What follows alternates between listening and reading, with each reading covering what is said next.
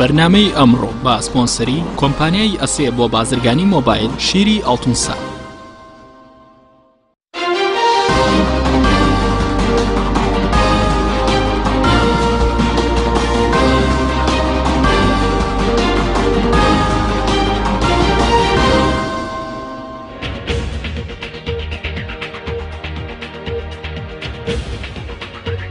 بەناوی خۆی گەورە سڵاوتان لێبێت بەڕێزە هەریەکە لە رووسیا و تورکیا ڕێکەوتن لەسەر ڕاگەیاندنی ئاگربەست لە سووریا دوای 6 ساڵ لە شەڕ و پێکدادان لایەنەوە ئۆپۆزیسیۆنەکان و ڕژێمی سووریا واژویان لەسەر ڕاگەیاندنی ئاگربەست لە سەرتاسەری سووریا کرد و لە کاتژمێر 12 ئەم شەوەوە ئاگربەستەکە دەچێتە بواری جێبەجێکردنەوە. بە میواندارێک لە بەڕێزان لە ستۆدیۆی سەرەکی شاخەوان محەممەد مامۆستای زانکۆ هەروە هەوزان ئەفرینی شارەزار لە کاروباری سووریا و نوێنەری هاوپەیمانی نیشتیمانی سووریا لە هەرێم هەروە دکتۆر کاردۆ دکتۆرا لە پەیوەندی نێودوڵەتەکان و مامۆستای زانکۆ تاوتوی ئەم پرسە دەکەین. لە سەرەتادا راپۆرتێک دەبین دواتر لەگەڵ میوانەکانمان درێژە بەم پرسە دەدەین.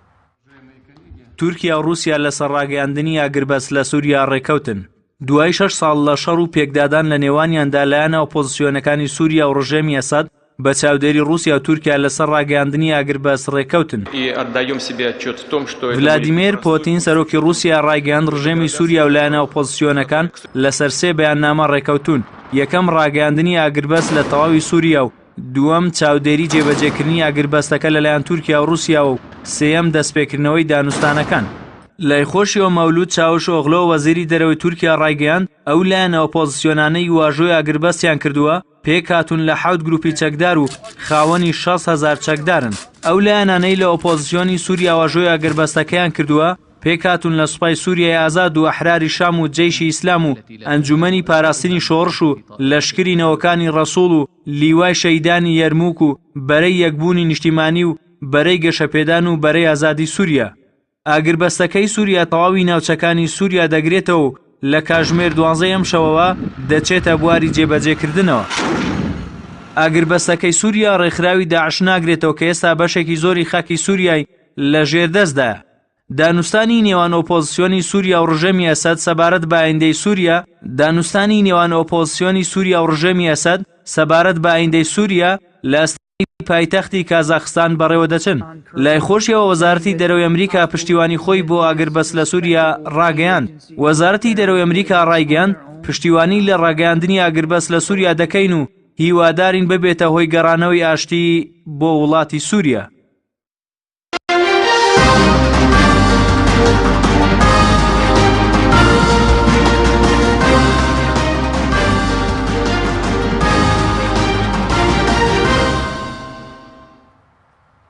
دووبارە سڵاوتان لێبێت بەڕێزان سوپاس بۆ میوانەکانمان بەخێر بێن. مامۆستا شاخەوان ئەگەر لە بەڕێستانەوە دەست پێ بکەن چۆن لەم ئاگربەستە دەڕوان کە ئەمڕۆ لە سووریا ڕاگەیاندرا؟ بێگومان پێشەوەی بچینە سەر ئاگربەستەکە پێویستە ئاماژە بۆ بکەین کەوا پێش ئەم قۆناغا هەوڵدراوە ڕێکەوتنێک سێ قۆڵی کراوەک لە راپۆرتەکە ئاماژتان پێکرد لە نێوان رووسیا و تورکیا و ئێران هەوڵیان داوەکەوە ئاگربەستیان ئەعلان کرد لە حەلەبوو چۆنێتی چۆڵکردنی هاوڵاتیان و لایەنەکانی ئۆپۆزیسیۆنی چەکدار لەوێ پاشان لە ڕێگەی ئەو ڕێکەوتنامە یاخود ئەو ئەعلانەی مۆسکۆ کە باسەکرێ هەوڵدراوە ئامادەسازی تەواوەتی بکرێ بۆ ئەوەی چۆنێتی ئەعلانکردنی ئاگربەست بە شێوازێکی تەواوەتی و سەرانسەری بکرێ لە سووریا. بەڵام ئەمەش لە دوای ئەو بڕیارەی 23 نەتەوە یەکگرتوەکانی یاخود لە ئەنجومەنی ئاسایش دەرچوو هەوڵدراوە ئیدامەکردن بێ بەردەوام بوون بێت لەژێر ڕکێڤ یاخود هەژمونی مۆسکۆ. بێگومان ئەم ئاگربەستەی کە ئەمڕۆ ئەعلانکرا ئێمە بینیمان لەلایەن سەرۆکی رووسیاوە زۆر بە تەواوەتی ئاماژە پێکرد کەوە لەم شەو ئەچێتە قۆناغی جێبەجێکردنەوە سێ خاڵ سەرەکی لەخۆگرێ. خاڵێکەمان خۆیان بینێتەوە لە چۆنێتی ڕێکەوتن نێوان حکوومەتی سووریا و لایەنی ئۆپۆزیسیۆنی سووریا جگە لە داعش و جەبهەت النوسرا. خاڵ دووەمی باسکردن لەوەی لە چۆنێتی چۆنە ناو ئەو ڕێکەوتنەوە. خاڵ سێم چیکە تەکید زیاتر جەخت لەوە کاتەوە چۆنێتی کردنەبەری ئەو ئیجراعات و ڕێکارانەی کە پێویستە بۆ زەمانەتکردن بە تایبەت لە ژێر چاودێریکردنی دوو لایەنی سەرەکی کە مۆسکۆ و ئەنقەرە بێتەوە. ئەوەی کە بەڕێز وتە سەبارەت بەو لایەنەی کە باز لەوەکەی کە تەنها داعشە بەری نووسڕەشی تێدایە کە ئەگەر بەس نایەنگرێتەوە بەڵێ بەرەی نووسڕیشی تێدایە کە ئاگربەست ناگرێتەوە بۆیە باز لەواکرێت کە چەند ناوچەیەکی شێت تا ئێستێک لای نەبوو ئای ئەو ناوچانە کوێ بەدەست جەبهەت نووسڕەوە بە تایبەت ئێمە ئاگدارین جەبهەت نووسرا هەوڵی داوەکە ناوخۆی گۆڕی و بۆ هەوڵداوە هەندێک ڕێکار تایبەتی بگرێت بەر بۆ ئەوەی دوورکەوێتەوە لەو لیستێک بە ناوی لیستی تیرۆردانراوە بۆیە ئەلانکردنەکە ئەو دوولایەنەی گرێتەوە لایەنەکانی دیکەی ئۆپۆزیسیۆن پاڵپشتێکرێن بەڵام تا ئێستاکە یەکلایی نەبووتەوە و لایەنانە کێن کە ئەو شەش لایەنە خۆت ئەوە حەوت لایەنە کێوشێگرێتەوە کە لە قۆناغەکانی ئایندەیە دوای ئەعلانکردنی ئاگربەست ئەمان بەشداریەکەن بە تایبەت لەو دانیشتێکە لە کازاخستانێک لە ئاستانە لە دوای مانگێک لە دوای ئەوەی کە ئەم قۆناغی یەکەم دەستپێکە کە قۆناغی ئەعلانکردنی ئاگربەستی سەرتاسەریە لە سووریا بە هەماهەنگی لەگەڵ حکوومەتی ئێستاکەی سووریا. بەڵێ زۆر باش بە سەبات بەوەی کە هۆکاری چێ کە رووسیا و تورکیا زیاتر سەرپەرشتی ئەم پرۆسەیە دەکەن. بێگومان چەندین بابەتی جۆراوجۆر لە خۆ ئەگرێ یەک لەوانە رووسیا لە دوای ئەوەی کە چەند استراتیژێتێکی تایبەتی گرتە بەر بۆ ئەوەی هەوڵ بدا بگەڕێتە سەر گۆڕەپان نێودەوڵەتەکە بە شێوازێکی کارا یەکەمیان لەو استراتیژیانە دوورکەوتنەوە لە بابەتی ئایدۆلۆژیەت دووەمیان بەهێزکردنی لایەنی ئەمنی خۆی ئەستەقرار و ئاسایشی نەتەوەی خۆی پارێزێ سێمیان چۆنێتی بەهێزکردنی لایەنی سەربازی چوارەمیان کە ئەعلانی بۆ کرد دوای هاتنە سەردەسەڵاتی پۆتین چۆن هەوڵ بدا دوورکەوێتەوە لە ململانێ و هەنگاو بنێ بەراو کێبڕکێ بۆیە ئەم استراتیژیەتی گرتە بەر تاوەکو لەو ململانەیە دوورکەوێتەوە بە شێوازی کێبڕکێ هەوڵ بدا بەرەو پێش بچێ تاوەکو لە کێشەی جۆرجە لە ساڵ 2010 هاتە گۆڕەپانەکە بە شێوازێکی نیمچە ڕاستەخۆ بەڵام لە ساڵ 2014 من بینیمان لە بابەتی ئۆکرانیا لە بەتایبەت لە دەسوەردان لە دوورگەی کریمیا هەوڵیدا دەسوەردانێک سەربازی ڕاستەوخۆ بکات ئەعلام کات بۆ گەڕانەوە بۆ گۆڕەپان نێودەوڵەتەکە پاشان لە تەدەخولکردنی ڕاستەوخۆ بەهێزی سەربازی و بە شێوازێکی ڕوون و ئاشکرا و ئەعلانکردنێکی وازە هەوڵیدا بە شێوازێک عەلەنی بێتە قەزەی سووریەوە ئەمە وای کرد کە خۆی بە خاوەنی بابەتی سووری بزانێ و لەوێ شوێمە لامان ئاشکرایە لایەنی تورکی ڕوبەڕووی چەندین گرفت و قەیرانی جۆراوجۆر بۆتەوە دوای ئەوەی هەوڵیدا ناوچەی ئارام دروست کرێ لە سووریا یاخود بەشداری بکات و دەزۆرداتە قەزەی سووری هەرچەند لە سەرەتای ئەعلانەوەی کرد دژایەتی ڕژێمی ئەسەد دەکات بەڵام بینی لەلایەن ئەمریکا هاوپەیمانەکانی بە تایبەت دوای کوتتاکەی تورکیا بینیمان ئەم منحەی گۆڕی بەرەو ئاراستی کرد بەرەو مۆسکۆ. بەڵێ سوپاس دەکەین کاکۆزان جەنابیشت بەخێر بێ سەبارەت بەوەی کە ئەم ئاگربەستە پێ دوایە دەچێت بە تاوات بچێتە بواری جێبەجێکردنەوە پێشتریش هەندێک هەوڵ هەبوو بۆ ئاگربەست بەڵام سەرکەوتوو نەبوو هیچ زەمانەتێکی کەم جارە ئەم ئاگربەستە بچێتە بواری جێبەجێکردنەوە؟ پێم وایە ڕەوشی سووریا بگشتی ئەگەر هەڵسەنگاندنێک بۆ بکەن ڕەوشی سووریا گرێدراوە بە ڕەوشی ناوچە بگشتی لە خوڕاتی ناوین ئەوە یەک ئەوەی دووهەم ئەو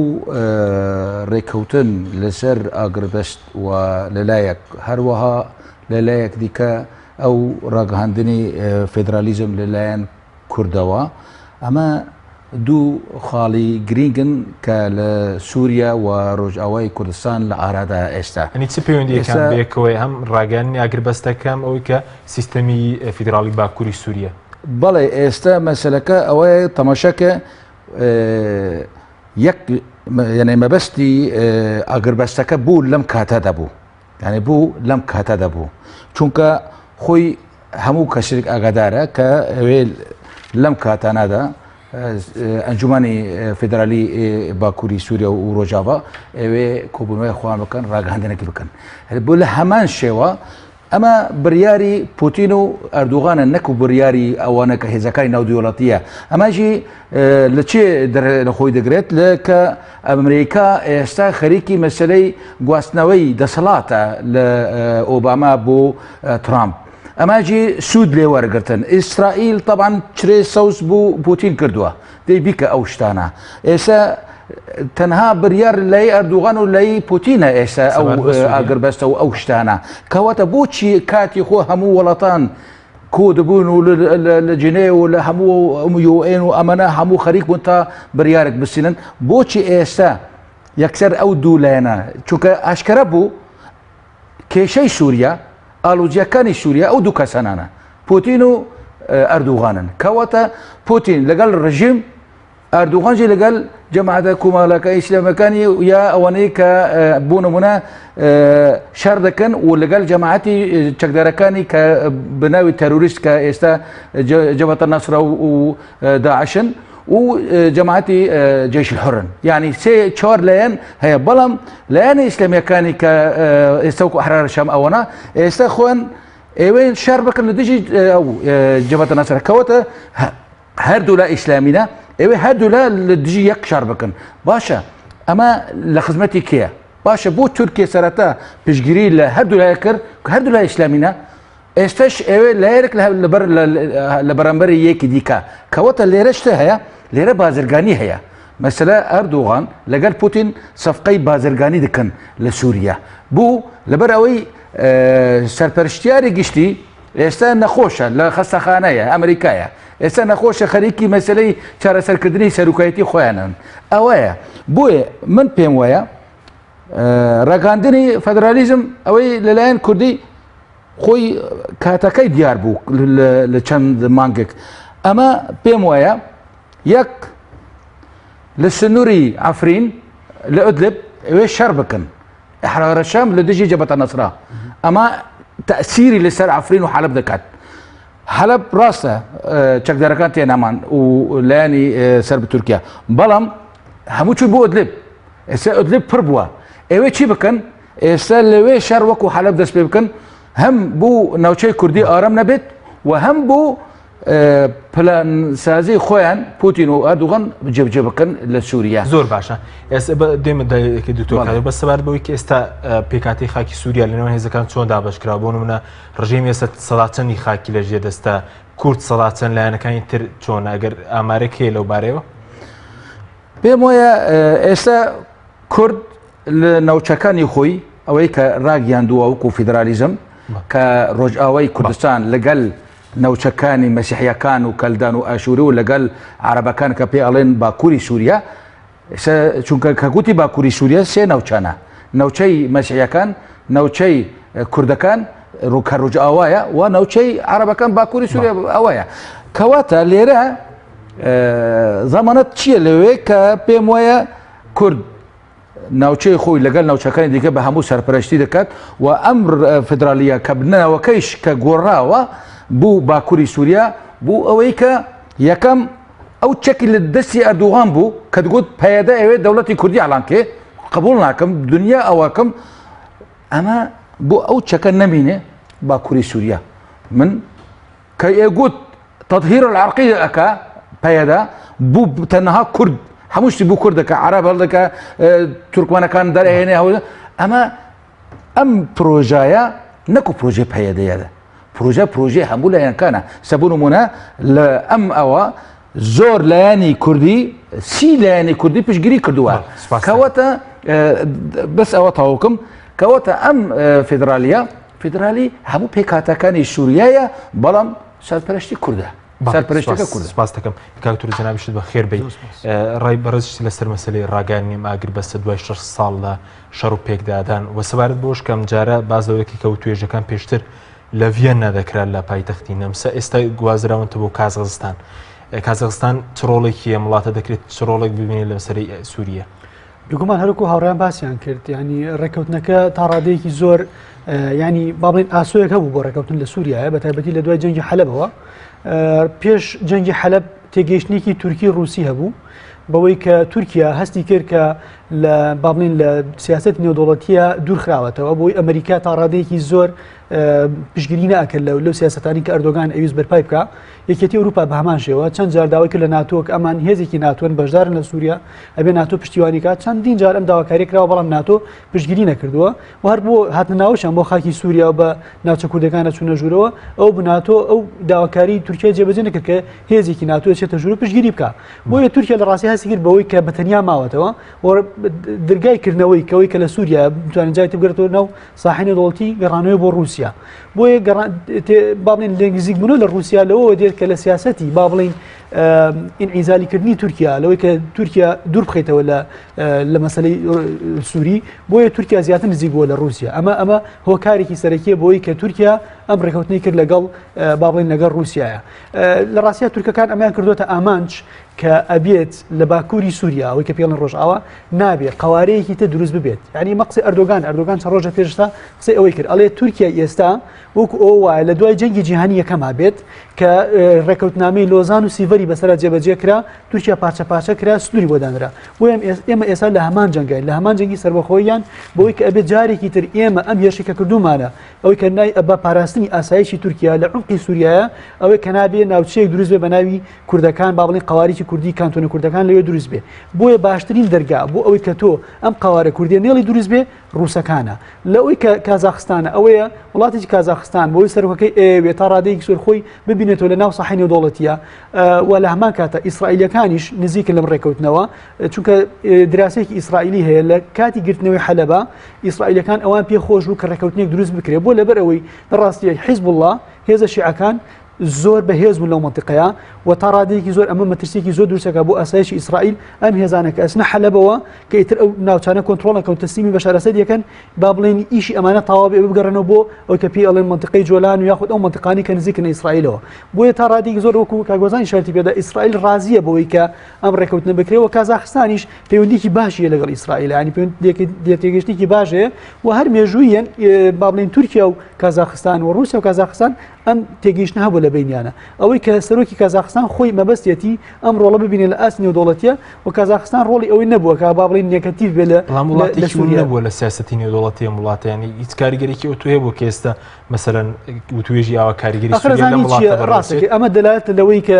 ڕێکەوتنی سووریا لە بینی تورکیا و رووسایە ئەوەیە کە ئەم ڕێکەوتنە نەپەیوەندی بە ئەمریکاوە هەیە نەپەیوەندی بە یەکێتی ئەوروپاوە هەیە بەڵکو ڕێکەوتنەکە ئێستا ئەمریکا وا ناوەبرێ لە دەرەوە سێرەکانی ئەمریکا وەکو جمهور وایە جۆن کێری ئەڵێ بەزیمە پێمان خۆشە و ئەم وەستانی جەنگە سەر بکەوێت پێخۆشبوون جیاوازەوەی کە تۆ بەشداربی لەوەی کە ئەم با بڵین وەستانی جەنگە تۆ بەشدار بیتایە بۆ لە ڕاستیە ڕێکەوتنەکەت ڕێکەوتنێکی تورکی رووسیا بە دەرەجەی یەک بەڵام بە پاڵپشتی ئەمریکا چونکە ئەمریکاش لەو قەنەعەتیان کە بەتایبەتی لە هاتنی ئۆباماوە لە دوای ئۆباما بەدواوە ئەوە دروست بووە کە تەدەخل نەکردن باشترێک تەدەخلکردن یاخود با بڵین بەشداریکردن لە ڕوخانی ڕژێمەکە زۆر زەرەرە وەک لەوەی کە ئێمە لە دەرەوە بۆستین بۆ نمونە باشترین بەڵگە عێراقیان بینی ئەوە تا نمونە عێراق کە هیچ بارودۆخێکی ئاسایشی نەبووە نمونەی دووەم لیبیایە کە سەفیریان لێ کوژا بە شەرتی ئەمریکا بەشداری سەرەکیشی نەبوو لەوێ بۆیە لە دوای ئەوەی قەنەعەت بۆ کرا کە بەشداری نەکردنێکی ڕاستەوخۆ هەیە لە سیاسەتی ڕۆژهەڵاتی ناوەڕاستە بەڵکو با بڵین سیاسەتی ئەم ناوچەیە دراوەتە هێزە ناوچەیەکان کە بریتە لە ئێران بریتە لە رووسیا و بریتە لە تورکیا ئەوەی کە زیاتر پێم وایە ئەبێ لەم ڕێکەوتنە جەختی فرێتە سەر ئەو ژەوێ ڕۆڵی ئێرانی گرنگە لەم ڕێکەوتنەیە بەتەکید ئێران ڕۆڵی هەیە ئێران لە ڕێکەوتنی سێقۆڵی ئەو ڕۆژەی کە سەفیرەکەی رووسیا کوژە لە تورکیایە وەزیری دانیشتن هەبوو لە بینی وەزیری خارجی تورکیا وەزیری خارجی رووسیا وەزیری خارجی ئێران ڕێکەوتن لەسەر چەند بەندێک لەو بەندانە هاتوو ئەڵێ سووریای داهاتوو سووریایەکی ئەلمانی و هەروەها یەکپارچەی ئەبێت ئەمە ئێران بەشدارە لەم ڕێکەوتنە بۆ سووریایەکی ئەلمانی یەکپارچەی ئەبێت چونکە خوا نەزانن ئەبێ ئەلمانی بێ با بڵێن بدرێ بە هێزێک کە با بڵێن ئەکسەرێتێکی سونی نەبێت چونکە مەبەستیان ئەوەیە کە ئەکسەرێتی سونی دروست نەبێتەوە جارێکتر لەوێ وهروەها یەکپارچەی بێ کە بۆی کە قەواریکی کوردی لێ دروست نەبێت چونکە دوژمنی هاوبەش بۆ تورکیا و بۆ ئێران بریتێ لە قەواریکی کوردی لەو مەنتیقەیە ئەمە ڕۆڵی ئێران لەم قۆناغانەیە خۆی بینێ بۆی کە ڕژێمی بەشار ئەسەد پارێزێ و ئەم ڕێکەوتنەشی کە ئەکرێت لە با بڵین لە دوای سەری ساڵەوە کە بەتەمان ئیدارەی ترامپیش بەشدارە بێتە ئەوەیە وا بێژبینی ئەکرێت کە بەشار ئەسەد دەمێنێتەوە بۆ چەند ساڵێک با بڵین مەرحەلێکی ئینتیقالی مەرحەلێکی گۆڕانکاری بەسەرادێت بەڵام وەکومانەوەی دەسەڵات بەشار ئەسەد دەمێنێتەوە و ئەم هێزانش بەشدارە بێت ئێمەش اتفاقی لەسەر کراوە سەرمانەوەی ئەرسەلمان رووسیا چەند جاری ئەلانیەوەی کردووە ئەمان بۆ مانەوەی بەشار ئەسەدی ئەمان مەبەستیان شەخص نییە وەکو کەس وەکو بەشار ئەسەد ئەمە مەبەستیان پاراستنی سیستەمێکی سیاسی لە سووریایە قوارەیەکی سیاسی لە سووریا کە ناوی دەوڵەتی سووریا بۆیە کەسێکی تریش بێتە شوێنی بەشار ئەسەد کە بتوانێت ئیداری وڵات بگرێ بەدەستەوە وەکو عێراقی دێنێ و مەسلحەتی رووسیا پارێزێ بەشار ئەسەد زۆر باشە مامۆستا سەبارەت بە مەسەلەی جێبەجێکردنی ڕێکەوتنە ینی دوای 6 ساڵ ڕێکەوتنێکی درەنگ وەختەنی لەبارەی ئاگربەستەوە دوای مەسەلەن کاولبوونی سووریا بۆ کاریچی مەسەلەن پێشتر مەسەلەن کە بازەوەی کەم ئیتفاقە زیاتر رووسی و تورکیە بۆ پێشتر نەگەشتنە ئەنجام بۆ لەم ساتە وەختە دەگەن ئەنجام هەوڵ زۆر دراوە بۆ چۆنێتی گەیشتن ئەنجامێک بۆ ئاگربەست یاخود چارەبینی و چارەسەرێکی سیاسی بۆ ئەو قەیران و قەزیەی سووریا بەڵام ئەومان ئاگدارە ڕێکەوتنێکا لە نێوان وڵاتی یەکگرتووەکانی ئەمریکا و رووسیا کە هەوڵاندا ڕێکەوتنیشان کرد بەڵام هەر لە سەرەتای ڕێکەوتنەکان ڕوبەڕوو چەند گرفت و شکالەتێک بوونەوە بۆیە ڕێکەوتنەکان لە سەرەتاوە دیار بوو نەبوونی متمانە و دیاری نەکردنی و هێزانەی کە بۆ ئۆپۆزیسیۆنی میان ڕەودانێن بۆ هێز چەکدارانەی کە ئەمانە بە بەرەی تیرۆ دانانرێن هەروەها بینیمان کە جۆنگیری چۆن تەعاملێ کرد باسی دەکە کە چۆنەتی ئاڵوگۆڕکردنی زانیاری لە نێوان لایەنی رووسی و لایەنی وڵاتی یەکگرتووەکانی ئەمریکا وای کرد کە ئەو ڕێکەوتنە نەتوانێت سەر بگرێ بەڵام خاڵێک دیکەوەی کە ئێران ڕۆڵە کارای بینی کە چۆنێتی لێک نزیکردنەوەی لایەنی تورکیا خود بەشداری پێکردنی لایەنی تورکی دوای سەردانیکردنی وەزیری دەرەوە محەممەد جاواد زەریف بۆ ئەنقەرە و بانگهێشتکردنی بۆ مێزی گفتوگۆ ئێمە ئاگدارینە دوای ئەوەی کە ئەو کێش و قەیران و ئەو نزیکبوونەوە لە پسرانی پەیوەندی لە نێوان مۆسکۆ و ئەنقەرە وای کرد جارێک دیکە نزیکیان کاتەوە وەکو هێزێکی کارای ناوچەی ئەقلیمی و نێودەوڵەتی بێنە گۆڕەپانەکە و ڕێککەوتنە سێقۆڵەکەیان کرد لەسەر حەلەب کاتێک ئەو ڕێککەوتنەکرا بێگومان هەر لەو ڕێککەوتنەوەی لە خاڵ حوتەمیە باسییان لەوە کرد کە پێویستە احتیمامی مشتەرێکیان هەبێ بۆ بانگەشتنامەی کازاخستان و ئەوەی کە لە ئەستانە هەوڵ بدەن جارێتر ئاگربەستێک درێژخایان بکەن کەواتە ئەم لایەنانە چەند خاڵی هاوبەشانەوەکەوەی کە شیکەرەوەی سیاسی باسێکە لە سکای نیوزی عەرەبی باز دەواکات کە ئەم سێلایەنە خاڵێک هاوبەش هەیە لە نێوانیانە یەک لەوانە تورکیا دژایەتی کوردکردنی چەکدارەکانی کووردە یاخود شەڕوانانی کووردە بە دەرەجەی یەکەم لەگەڵ ئەوەیشا بە شێوەی شەرمنانە دژایەتی ئێرها بکات ئێران دژایەتیکردنی کورد و لایەنی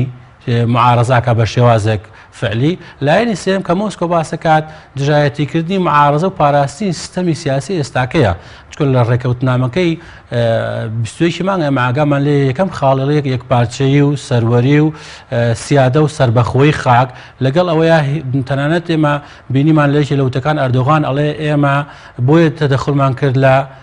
لە سووریا بۆ ئەوەی ڕژێمی وحشیگەرایی لە بەقمەبەستی بەشار ئەسەدا دەرێکی دەسەڵات و دادپەروەری بگەڕێنەوە بۆ ئەو وڵاتە و یەکپارچەی خاکەی پارێزین و دژایەتی دروستبوونی هەر قوارەیەکەین بۆ کورد لە وڵاتە بەڵام بینیمان لەلایەن مۆسکۆ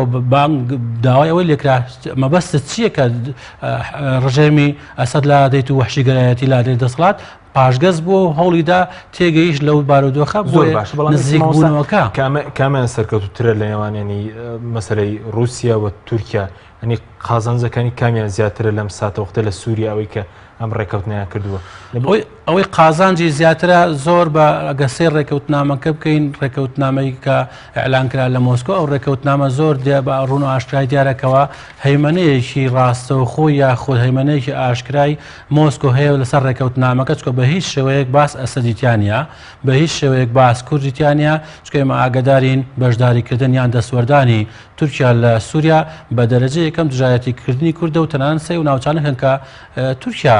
پرۆسەی سەربازیتیا ئەنجامەدات لە منبجە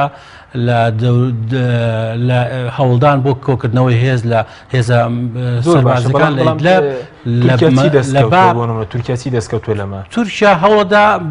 مابینی ئەو کانتۆنانەی کە لە سووریایە دای بڕێت هەوڵیشدا بە ئاشکرا و بەبێ لە دوای وتەیشە ئەردۆغان ئەڵێ ئێمە دژایەتی دروستکردنی هەر قوارێکی کوردین یا هەر قوارێکی بۆ کورد لە هەر پارچەیەکی سووریا بێ یاخود لە هەر پارچەیەکی دیکەی وڵاتان دوێ کە کوردی تدایە بۆیە ئەمە مەبەستەکە ئەبینین لە خاڵەکان ڕێکەوتنامەکەی شاسەکەین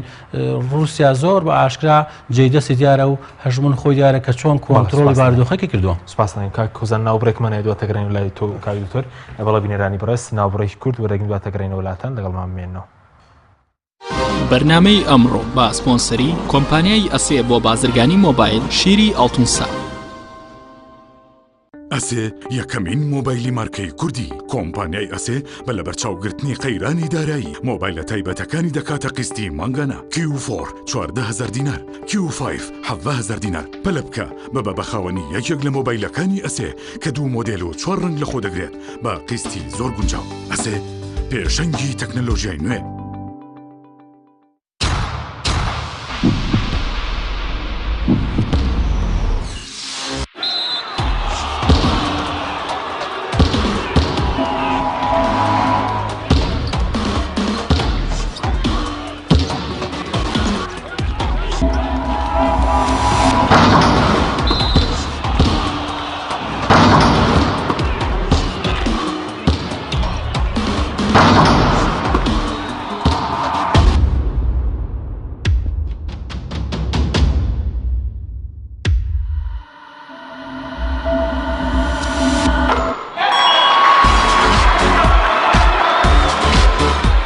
سەرکەوتنە گەورەیە تەنها شیری وشکی ئاڵتونسای تەمێکی ڕاستەقینە و 100% سروشتی نۆشی کەو هەمیشە بە بەهێزی بمێنەرەوە. کاتر نییە بچیتە بازار بۆ کڕینی پێداویستی ئەلیکترۆنیەکان وەک هەمیشە کۆمپانیای ئەسێ خزمەتگوزاری نوێی بۆ ئامادەکردوون. ئێستا دەتوانیت لە ڕێگەی ئینتەرنێتەوە سەرجەم ئامێرەکانی کۆمپانیای ئەسێ بکڕی و هەموو جۆرە کارتێکی موبایل و ئینتەرنێت بەدەست بخەیت. ئێمە بۆتان دەگەێنینە ماڵ و شوێنی کارەکانتان. لە ڕێگای کارتی ئەسێەوە ئەبیتە بەشداربووی سەرەکی ئەم خزمەتگوزاریە. لە 25 دلار زیاتر پێداویستی بکڕە و کرێی گواستنەوەکەت لەسەر کۆمپانیا دەبێت. ئەسێ پێشەنگی تەکنەلۆجیای نوێ.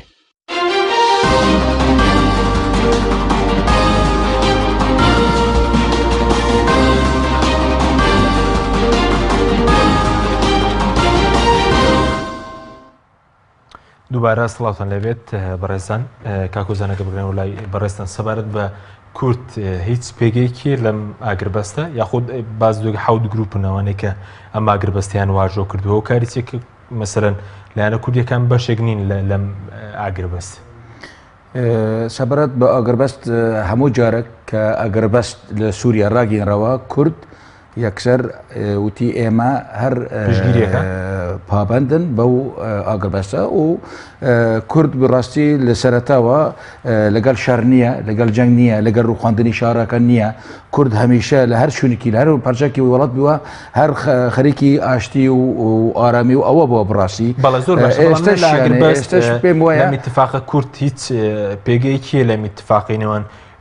کە کراوەیان رووسیا و تورکایە یاخود بۆ پێشتیش لە دانیشتەکانیشە کورد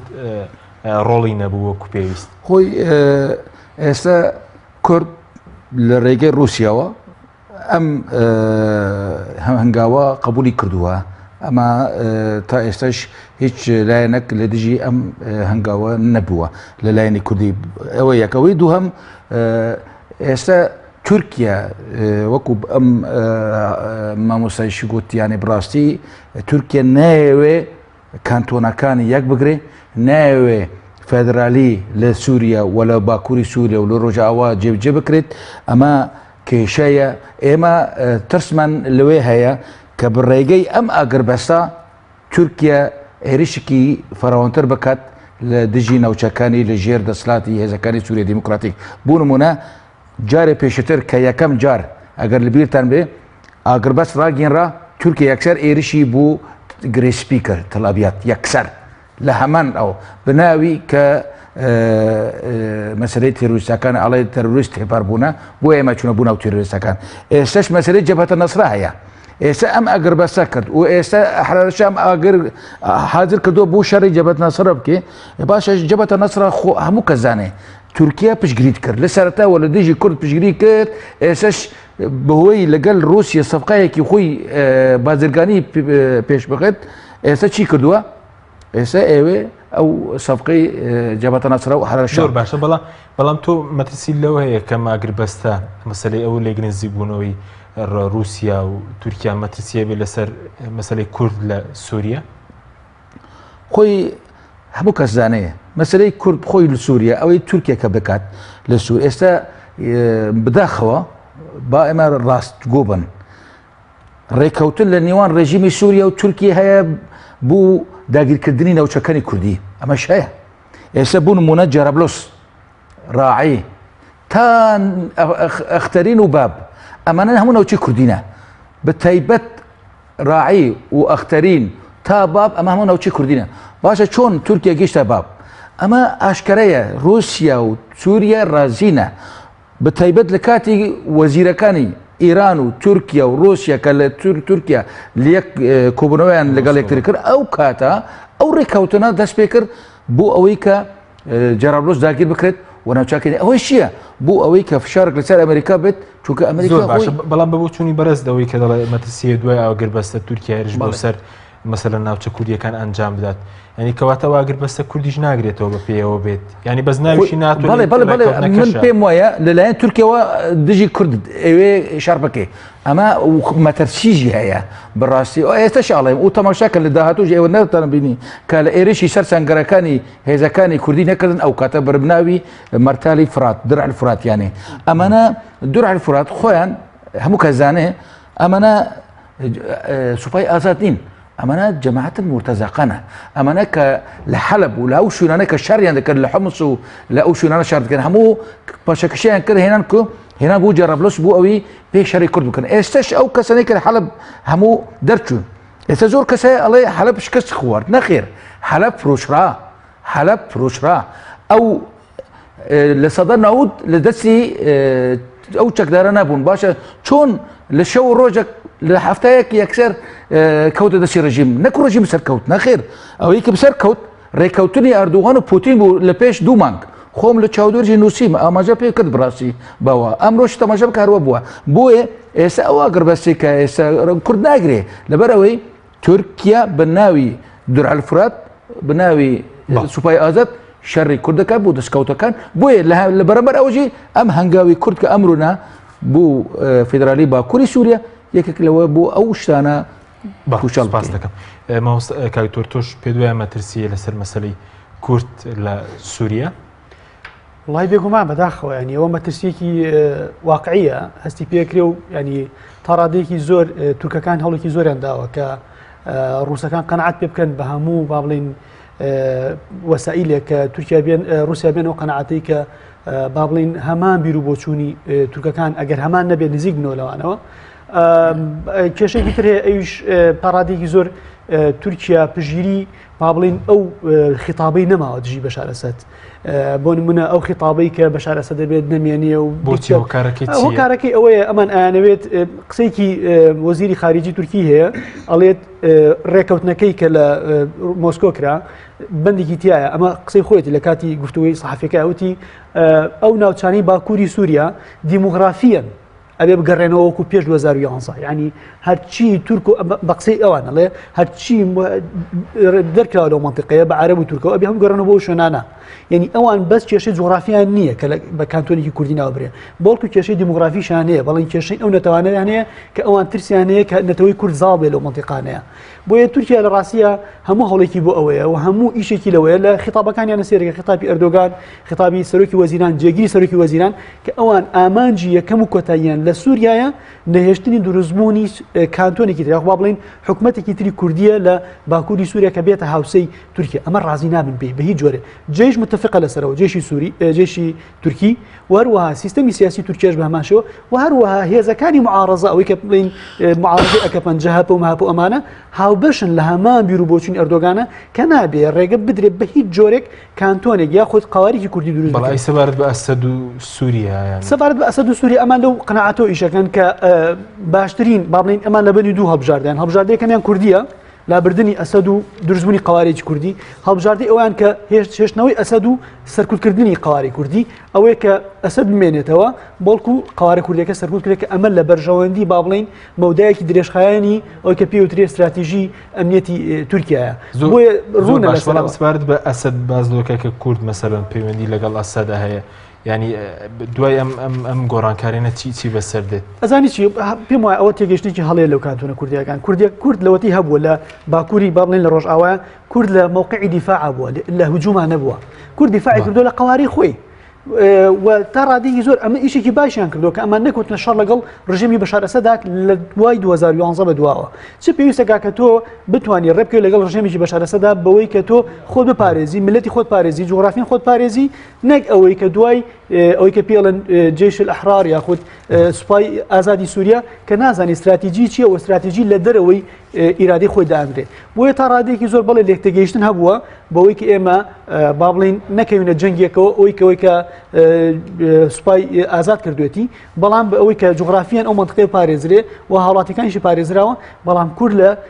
مووقعی دیفاعیە بوو هەمیشە ویستی پاراستنی قواری خۆی بکات نەک لە مووقعێکی هجوومیان بێ بەڵکو دائما هجوومی کراوە سەر داعش باشترین بەڵگەی بۆی کە هجوومی کردە ناوچە کوردیەکان بەڵکو کورد نەبوو بجێتە ڕقە بگرێ بەڵکو ئەو بوو داعش و هجوومی کردە سەر ناوچە کوردیەکان بۆ لە تێڕوانینی ئەوەی کە کورد با بڵین بەشێک بۆ لە کێشەکە پێم وایە ئەمە خوێندنەوەیکی تا ڕادێک تورکیانە بۆی کە ئەو گۆڕی ناوی فدراڵەت هیچ کاریگەریەکی دەبێت لە سەرپاراستنی ئەو ناوچە کورتیان ئێستا فیداڵێک ڕۆژاوا کرد لیان کردو کوێنە بە سیستەمی فیدراڵی باکووری سووریە تا ڕادێکی زۆر ئەمە درەنگ بوو خۆزگای زووتر بکرایە بەوەی پێش ئەم با بڵین ئەم دۆخە بەهاتایەتە ئاراوە و کاگۆزانی شەرتی پێدا تا ئێستا ناوچەکان هەر کوردی نین بەڵکو عەرەبیشی تایە عەرەبنشینیشی تایە بە ئەمانە هەر بە نەتەوەی عەرەبن ئەمانە کورد نین بۆیە گۆڕینی ئەم ناوە با بڵێن ڕنگدانەوەی ئەوەیە کە جوغرافیان فراوان بووە بەڵام تورکیا ئەمی کردوتە ئامانج کە هەر ئەبێت ئەو کانتۆنانە نەمێنێت ئەمە سەردەکەوێت لە ئایندەدا من قەنەعەتم بەوە نییە کە تۆ بتوانیت بەهێز ئەو کانتۆنانە بتوانیتەوە بەڵکو تورکیاکەوێتە شەڕێکی درێژخایەن لەگەڵ ئەم کانتۆنانەیە ناتوانێت بەڕاستی بەو جۆرە تەعامل بکات چونکە لەناو سووریایە چەندین هێزی جیاوازەیە چەندین وڵاتی جیاوازەیە تۆ ناتوانانی بە ئاسانی ئەم کارە بکەیت بەڵکو ئەم ڕێکەوتنە ئەمەی رووسیا با بڵێ رووسیا تورکیا ئابات کاتێکی باشە بات بەڵام ناتوانێت ئەو ئامانجە پێکێکە کانتۆنە کوردیەکان لە با بڵین لە وجود دەربکات و ڕێشەکێشیان بکە لەڕاستی ڕژیم بەشار ئەسەد لە توانایە نییە بگەڕێتەوە پێش 2011 و رووسیاش ئیمکانێتێکی وا بەخۆی نادا کە با بڵین هێزێکی بەشار ئەسەد یاخود هێزێکی رووسی بنێرێ بۆ سەرکوتکردنی ئەو کانتۆنانە و تورکیاش ئامادە نییە جەنگی ئەو کانتۆنانە بکە بە سوپای سەرزەمینی ئەشێ لەسەر ئاسمانەوە و ئەمریکاش تا ڕادەیەکی زۆر ئامادە نییە بەڵکو لێکتێگەیشتن پێویستە لەم دۆخەیە لێکتێگەیشتنی کوردیش پێویستە بەوەی کە ئەبێ ئێمە لێکتێگەیشتنمان هەبێ بەوەی کە دۆخەکە گۆڕاوە دۆخەکە گوزاران نییە ئەمە پێوتێ دوای حەلەب دۆخێکی ترە وەکو پێش حەلەب نییە چونکە ئێستا قسە زۆر لەسەرەوەکرێ ئێمە لە جەنگێکی تران پاش ئەمەی کانتۆنەکانی ڕۆژئاوە ئەیش بریتێ لە شنگاڵ و قەندیل و ئەوانە چونکە ئەگەر تۆ سێری ئەو مزاهرە ملیۆنێکی لەناو ئەستەمبوڵاکرێ لافیتەکان کە بەرزەکرێتەوە بریتێ لە لێدانی پەکەکە لە شنگاڵە لە نەهێشتنی کانتۆنێکی لە شنگاڵە بە نەسی قسە جۆن کێری هەیە کە لە پەکەکە نابێت لە شنگاڵا بێ کە نابێ ئەم هێزە کوردیانە بوونێتە هۆکاری تێدانی ئارامی بۆیە لە ڕاستیە ئەبێ کوردیش تا ڕادێکی زۆر لە تێگەیشتنێکی باشێ بێ لە سیاسی دەولیە بەوەی نەک بچێتە جەنگێکەوە کە ئەمە دەرەنجامەکەی زۆر بەس سبەر بوو لایەنێکی گرێبەستەکان ڕاگەاند و کورد هیچ کاتێک وەکو پێویست لە نووسەکان بەشداری پێ ناکرێەوە لەم هاوکێشەکە ڕوون ئاشکرایە تۆ ڕێکەوتنەکە لە بینی رووسیا و تورکیا هێزە کوردەکان بە تیروریستە زانێ چۆن ڕێگەی پێدا ناوێت لە لیستەکە بێ کە ئەمانە بەشدارن لە مفاوزات هەین ڕێگەیان پێ نادا بەڵکو رووسیا تا ڕادێکی زۆر ئەو لێ تێگەیشتنی هەیە لەگە کوردەکانە کە ئەمانە بەشدارن داواکاریکی ئەردۆگان هەیە لە ئیداری ترامپ ئەوش ئەوەیە کە بە مەرجێک هێزە کوردیەکان ڕێگە بە هێزە کوردیەکان نەدا بستنە ناو ڕقەوە ڕێگە بە هێزە کوردیەکان نەدا پەرچەکرێن ڕێگە بە هێزە کوردیەکان نەدا نزیک بنەوە لە ئەو منتیقانی کە داعشیان ئەمان ئامادەن بە پاڵپشتی ئەمریکا بستنە ناو ڕقەوە بە هێزی زەمینی و بە هێزی ئاسمانی ینی ئەمە کۆمەڵێک داواکاریە کە ئەمریکەکان زۆر بەلایەنەوە گرنگە بۆیە وەلاخستنی هێزە کوردیەکان تۆ لە ڕوانگەیەوە سێرەکەن نێک لەوەی کە هێزە کوردیەکان ئەو کاریگەریان نییە کاریگەریان هەیە بەڵام تا ڕادێکی زۆر گۆڕانکاری با بڵین سیاسەتی دەولی لە سووریا کاریگەری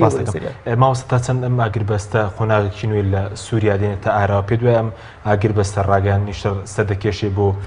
ڕاگەاندی مەسەل نزیک بوونەوە لە ئاشتەوایی سیاسی لە سووریا یاخود هێشتا زووە باز لە مەسەلەی ئاشبوونەوە و مەسەلەی پێکهێنانی حکوومەتێکی تازە لە سووریا بکرێت کە سەرجەم لایەنەکان تێیدا بەشدارون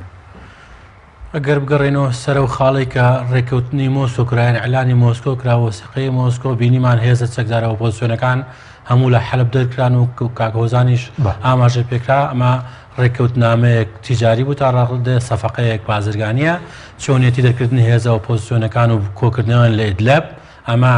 کۆکردنەوەیەکە بۆ توی توانن بە تەواوەتی حەستیکەن و احتیوایکەن گوشار بە تەواوەتی فشاری تەواوەتی بخەنە سەری ئەمە لەلایەک لایەنی دووەم هێشتا زۆر باز لەوەکەین بەڵام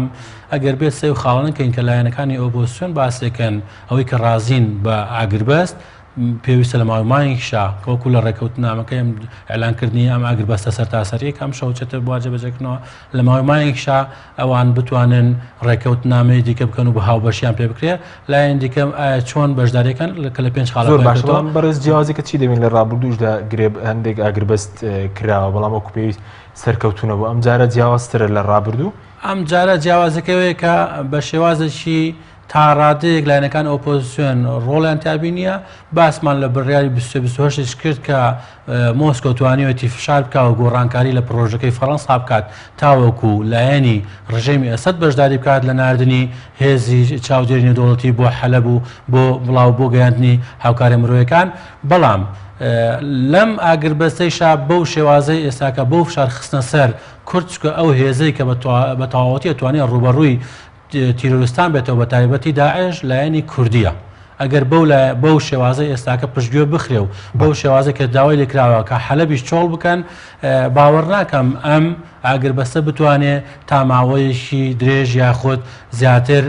فراوان بێت بۆیە بەشداری پێکردنی کورد هەرچەند لەسەر داوەکو ئەم هەواڵانە من ئاماژان پێکرێت لەسەر داوای تورکیا بووە تورکیا تەنانەت لە سەرەتای ڕێکەوتنی لەگەڵ مۆسکۆ داوای ئەوە کرد کە دەواازەی بابلهەوادا ئەخات بەو شەرتەی ئەگەر بێت و مۆسکۆ نووسنگەکانی پێدە لەوێدا بخات بۆیە تورکیا لەم حاڵتە لەم فشار خستنێ هەروەها هەوڵدانی بۆ ئەوەی لە چنێف کورد بەشداری نەکات ئێستاکەیش کورد لەم ڕێکەوتن دوور خراوەتەوە کەواتە ئەو لایەنەی کە بە شێوازێکی تەواوەتی توانین ڕوبەڕووی تیرۆر بێتەوە کەوان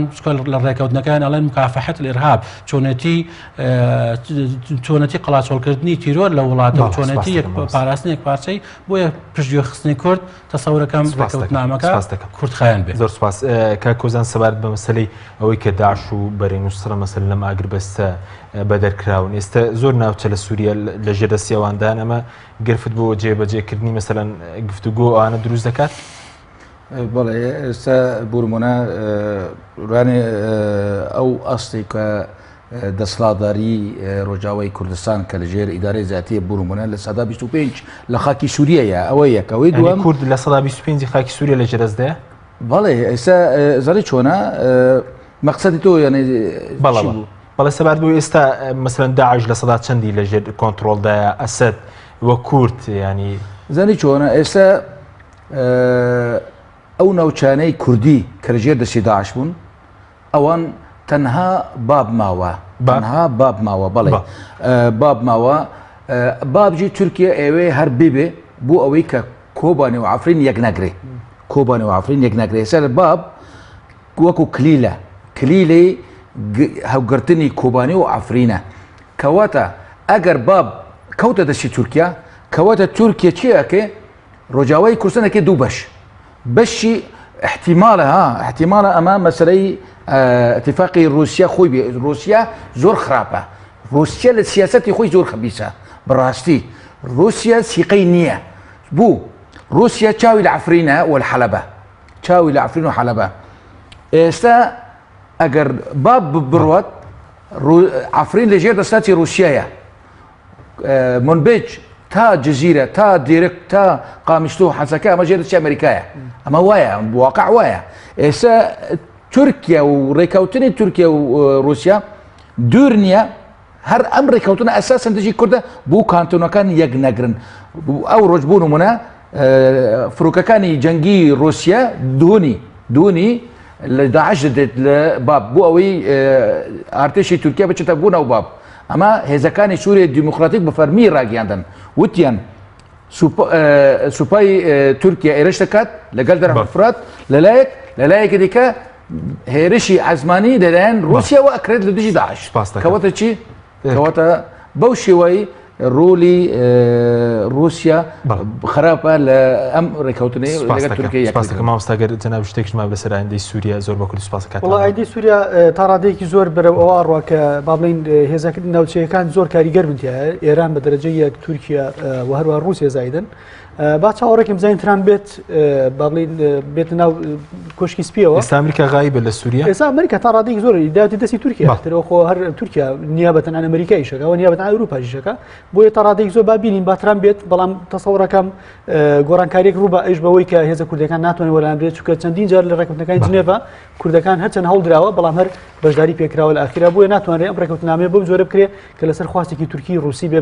بەو جۆرە بڕات. سپاسان دەکەم